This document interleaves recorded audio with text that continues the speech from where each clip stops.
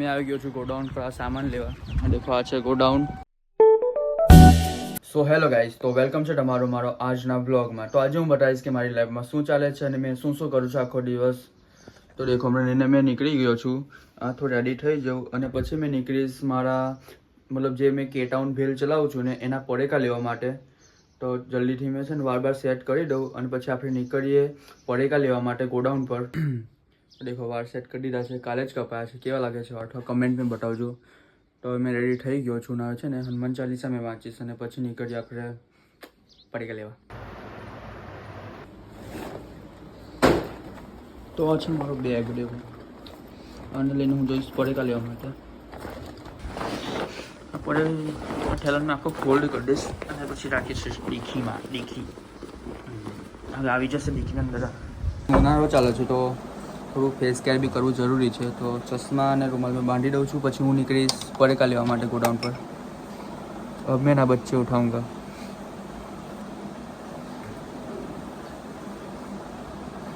अभी तक आया नहीं है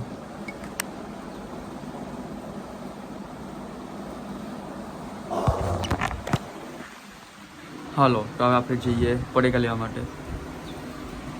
મમ્મી મેં જાઉં જાઉં જય માતાજી हाँ चल निकले गोडाउन पर जलाराम चौकड़ी रोड અને દેખો થોડું આગળ જઈએ તો મારું કેટાઉન સ્ટોલ આવી જાય છે આ છે હરિવંત ઇલેક્ટ્રોનિક્સ અને બાજુમાં છે મહાદેવનું મંદિર અને એની સામે મેં લગાવું છું મારો સ્ટોલ આગળ જવા જઈએ આપણે બાઇકવાળા ભાઈ ઉભા ત્યાં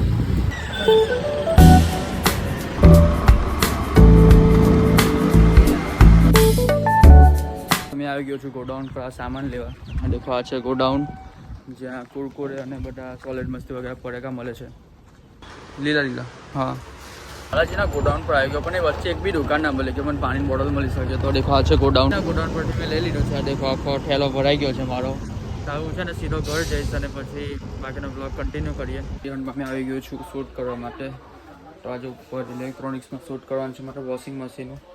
જે છે 8 kgનું તો હવે મેં શૂટ કરીશ આ વોશિંગ મશીનનું દેખો તો આને શૂટ કમ્પ્લીટ કરું પછી મેં પાછું જઈશ ઘરે અને પછી ઘરે જઈને તૈયારી કરીશ મારા સ્ટોલ માટે સાંજે જે સ્ટોલ મેં ઓપન કરું છું ને કેટાઉન સ્ટોલ તેની તૈયારી કરીશ તો પહેલાં શૂટ પટાવી દઉં પછી આ જે વિડીયો બનાવીશ તેને મેં રાતે મતલબ 10 વાગ્યા પછી ઘરે જઈશ અને રાતે 12 વાગ્યા પછી મેં એડિટ કરવા બેસીશ અને સવારે વિડીયો એડિટ કરીને કમ્પ્લીટ કરીને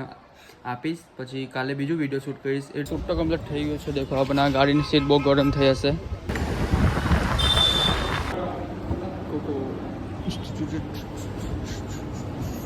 તો ગાઈસ મેં પાછો ઘરે આવી ગયો છું તો મેં બેંક ગયો ત્યાં તો બહુ જ ટાઈમ લાગી ગયો કલાક 1.5 કલાકની ઉપર ટાઈમ નીકળી ગયો છું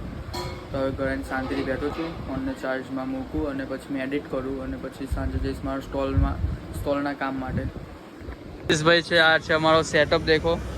આ ઠેલા છે તો આ છે ને અમે સેટઅપ કરીએ અને પછી મળીએ મતલબ પછી અમારો સ્ટોલ બી ચાલુ કરીએ અને આ સેટઅપ થઈ ગયો છે હવે આશીષભાઈ છેલ્લો મતલબ લગાવે છે દંડુ અને પછી અમારો સેટઅપ કમ્પ્લીટ થઈ જશે તો ગાઈસ અમારા અમિતભાઈ ચાલુ કરી દીધું છે સેટઅપ કરવા માટે આ બધી પબ્લિક તો જ્યારે અમારું સેટઅપ ચાલુ થાય છે ત્યારે કંઈક આવી રીતે ગોઠવે છે અમારા અમિતભાઈ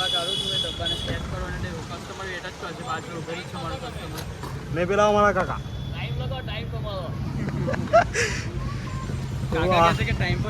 તો ગાઈસ 6 વાગ્યાને 44 મિનિટ થઈ જાય ને કસ્ટમર આવવાના ચાલુ થઈ ગયા છે વાહ જોઈ શકો છો તમે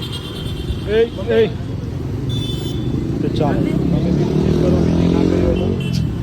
અમિતભાઈ બિઝી 7:30 થયા છે અને બજાજ આવી ગયો છે દેખો હેલો ગાઈસ બાકી વિડીયોમાં નહીં લેતા મને ઇગ્નોર મારે પછી કાલે કઈ વિડીયોમાં નહીં લેતા અમને પેટમાં દગ્યા પછી એમ કરો હજમ નહીં થતો અમને લે કઈ બોલે છે કેટાઉન બિલ પર આવો ગાઈસ વિઝિટ કરો મોજા પહેરીને દેખો ફૂલ હાઇજેનિક છે અમારી આશીષ છે ને આજે બનાવશે એક ક્રન્ચેક્સ અને મસાલા સોરી લેસ લે અને ભાઈના ઘરે બનતા કે એના હોમમેડ હા હોમમેડ સોસ શું છે આ છે રેડ ચીલી અમે જે સોસ છે ને તમે હોમમેડ જ છે ઘરે જ બનાવીએ છીએ તીખું બનાવો કે મીઠું બનાવો તીખું આ બીજો સોસ છે ગ્રીન ચીલી અને આ છે થોડુંક બહારથી લાવીએ છીએ. અમે બહારથી લાવીએ છીએ જે છે માયો. તો ગાઈસ કસ્ટમર આવ્યા છે. આ મારા રેગ્યુલર કસ્ટમર છે. રિયા કેવી લાગે છે ભેલ? જોરદાર ને? અમિતભાઈ કઈ બોલવા માંગશો તમે? આ ભાઈ છે ને અઠવાડિયામાં 3 થી 4 વાર આવી જ જાય છે અને એમને છે ને સૌથી બેસ્ટ લાગે છે ક્રન્ચી એગ. હા અને જે ક્રન્ચી છે એગ સૌથી વધારે વેચાતી વસ્તુ અમારી ફેમસ ક્રન્ચી એગ. જો કાકા બી કાકાની બી ફેવરેટ છે ક્રન્ચી એગ. તો આજે નવા માલ વધેલો છે. આજે પણ ક્રન્ચી જ બનાવી છે ભાઈ માટે. તો ગાઈસ 9 વાગી ગયા છે ને હવે દેખો થોડોક જ સામાન બચેલો છે અને હમણાં કસ્ટમર નથી કેમ કે અમારો ટાઈમિંગ જ એવો છે 9 વાગે એટલે 9 પડી જાય. 9:15 9:20 લગે છે ને એકદમ ડીમ પડી જાય પછી પબ્લિક ભાઈ ચાલુ થઈ જાય. હવે આટલો સામાન અમે સેલ કરીએ અને પછી જઈશું અમે ઘરે. આશીષભાઈ તો તમે વિઝિટ નહીં કર્યું હોય તો વિઝિટ કરો, ટેસ્ટ કરો, ટ્રાય કરો અને પછી અમને કહેતો કે ટેસ્ટ કેવો